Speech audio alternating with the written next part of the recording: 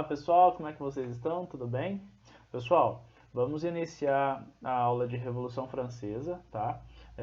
Mas vamos com mais calma a partir de agora. Houve uma recomendação da escola, já que o Enem também vai ser adiado, a gente vai ter bastante tempo para trabalhar mais resumos, né? Mais revisões. Então nós vamos nessa primeira aula gravada, né, nessa aula gravada de Revolução Francesa, que será que teoricamente no cronograma está programada para uma da tarde. Eu já vou deixar gravada, beleza? Vou deixar livre para vocês acessarem, fiquem à vontade. E a parte ao vivo, que é meio-dia, nós vamos dar continuidade a partir dela, tá bom? Então vocês fiquem à vontade já para assistir, né? E iniciar os estudos. Bom, nessa primeira parte, pessoal, nós vamos estudar o início, as causas, o que era o antigo regime, né? A gente vai discutir essas questões para vocês se situarem, se contextualizarem, ok? Então vamos lá. Pessoal, a primeira questão importante de se trabalhar as causas estruturais. São dois tipos de causas, tá? São as causas estruturais e as conjunturais. Nós vamos falar primeiro sobre as estruturais. A primeira causa estrutural é o absolutismo de Luís XVI, né?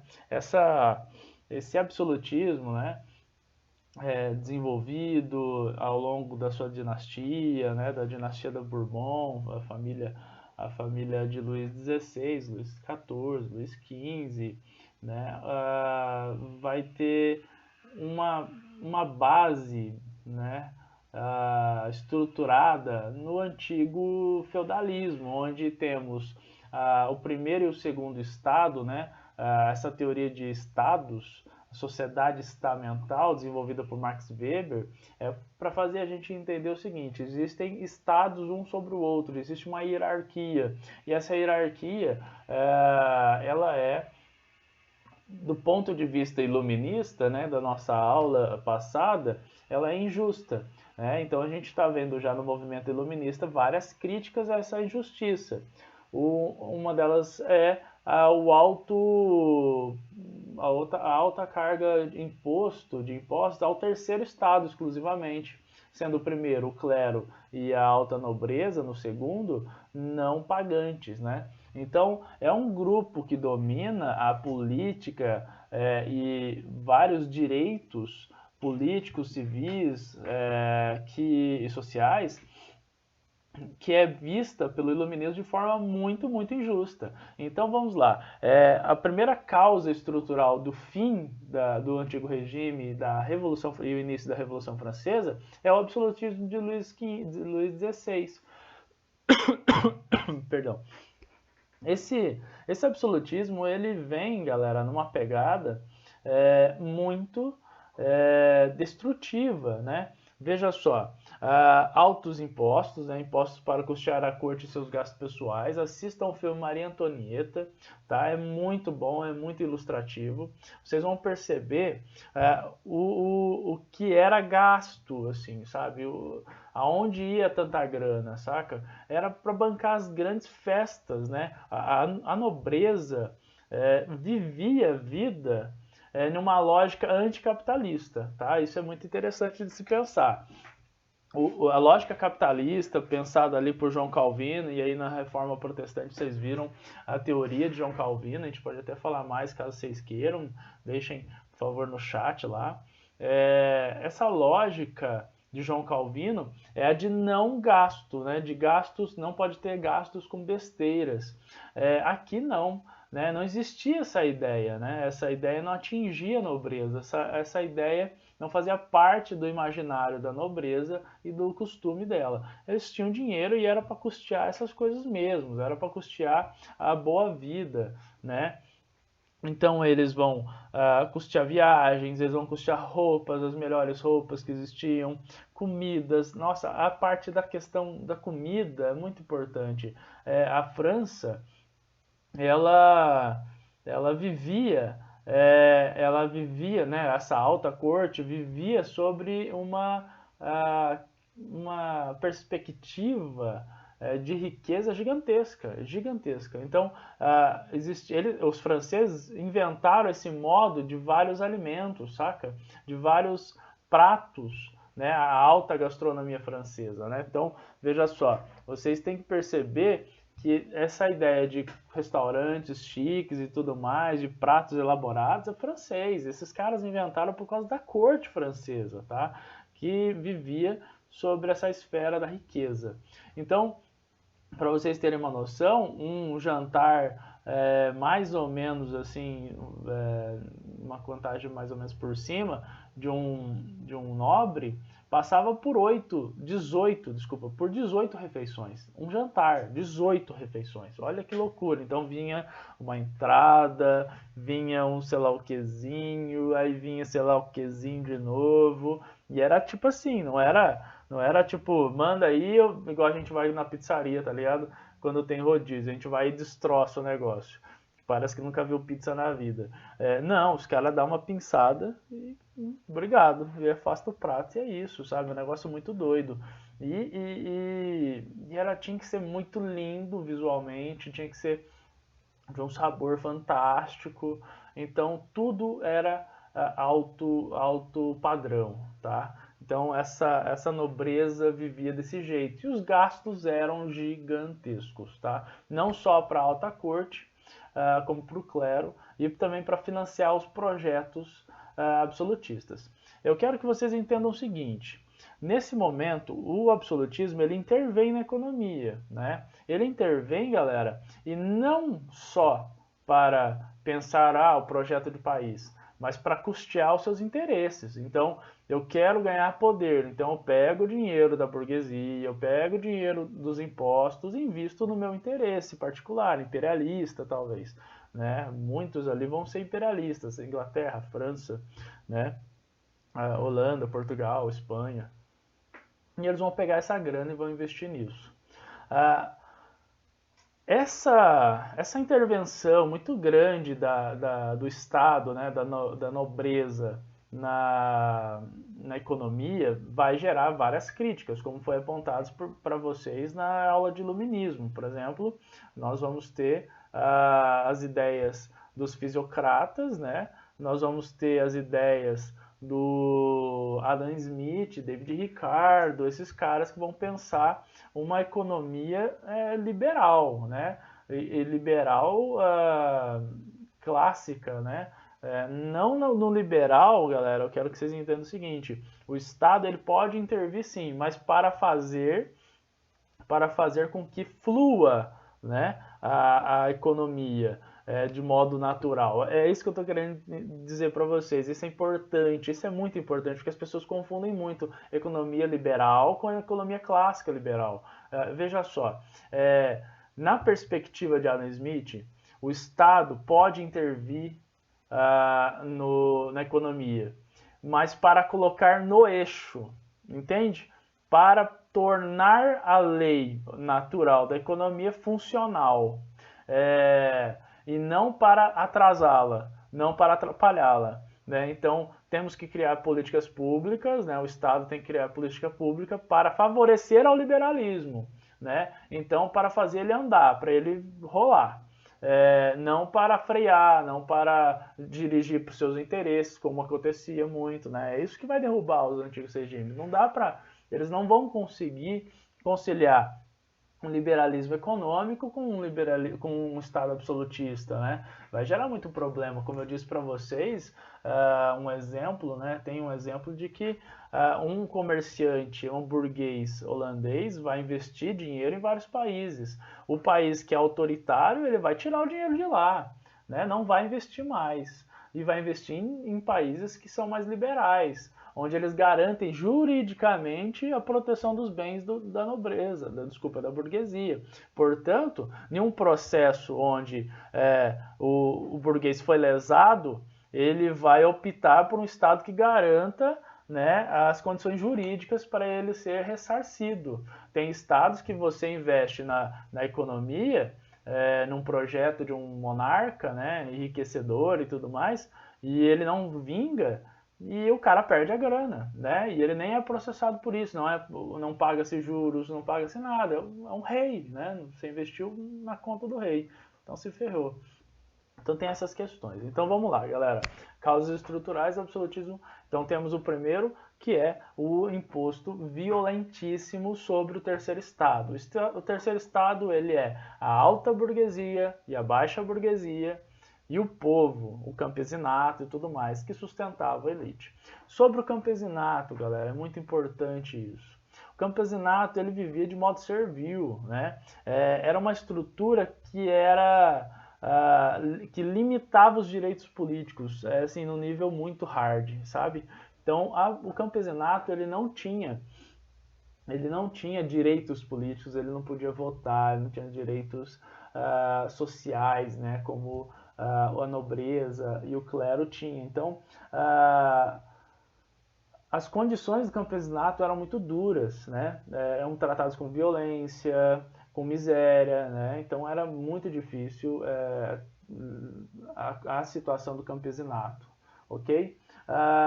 E o burguês, após a Revolução Francesa, ele vai ter seus direitos aumentados, porque ele vai vencer a Revolução Francesa. É o burguês, né, botando na conta do povo, aí, ele como povo, vai vencer. Então o Estado pós-Revolução Francesa será burguês. São as revoluções burguesas que a gente está falando, a Revolução Francesa, a Revolução Inglesa e as revoluções do século XIX e tudo mais, são revoluções burguesas, né? E elas vão colocar o Estado liberal, eles vão colocar o burguês no comando. E aí, galera, os interesses econômicos estarão representados, tá bom? Bom, pessoal, então temos o terceiro estado, né, tendo na época da Revolução 24 milhões e meio de habitantes, né, que sustentava apenas 500 mil, galera. 24 milhões de pessoas sustentavam 500 mil habitantes que eram isentos, né. É uma discrepância muito grande, né. Bom, dívida externa, pessoal. Uma das causas estruturais da Revolução Francesa é a grande dívida externa que a França vivia. Então, tinha vários empréstimos com bancos ingleses, né, em nome da França. Dívida era de 5 milhões de libras esterlinas na época, e a receita de impostos anuais da França era de 2 milhões e 500 libras esterlinas. Então, é assim, metade do que eles deveriam pagar. Então, eles estavam em falência, né? A França estava falida, né? Não conseguia saldar seus empréstimos. Bom, galera, a parte B dessas causas estruturais. O Tratado de Eden-Reneval. Esse tratado, galera, feito pela França com os ingleses, com a economia inglesa, é um tratado que vai levar ao desemprego, que vai levar à falência das empresas francesas. Veja só, isenção de impostos sobre produtos ingleses. O produto inglês ele ia entrar mais barato do que o produto francês, ou ia entrar numa competição muito grande. Então veja só, nessa competição, o produto inglês vai levar a maior, porque a França ela não tem um polo industrial tão favorável quanto o da Inglaterra. A Inglaterra já se desenvolveu, já passou pela Revolução Francesa em 1760. A França está se desenvolvendo para uma Revolução Francesa, só que tudo isso vai levar a um grande atraso, né? Então, o Tratado de Gendeville pede mais empréstimos para saldar dívidas e tudo mais. Como as empresas inglesas estão ganhando espaço no mercado francês, as empresas francesas vão perder clientes. Perdendo clientes, vão entrar em falência. Então, aumento das empresas em falência, a gente vai ter um grande número de desemprego. Né? Então, descontentamento da burguesia e do povo, porque está desempregado, e o outro porque está fechando suas empresas. Então, existem vários e vários problemas nesse tratado que ajudou e contribuiu para a Revolução Francesa. Imagina, um grande número de pessoas desempregadas. a exploração do campesinato, eu já disse, né, quase relações feudais, revolta e descontentamento contra o absolutismo, que tratava eles de forma muito dura, rígida, sem direitos políticos, sociais, né? Então temos vários problemas aí. Pessoal, causas conjunturais. As causas conjunturais são causas que não faziam parte do contexto do Estado, tá? São coisas que foram surgindo e que foi só piorando a situação da França. A primeira delas, galera, é a Guerra de 7 Anos, tá?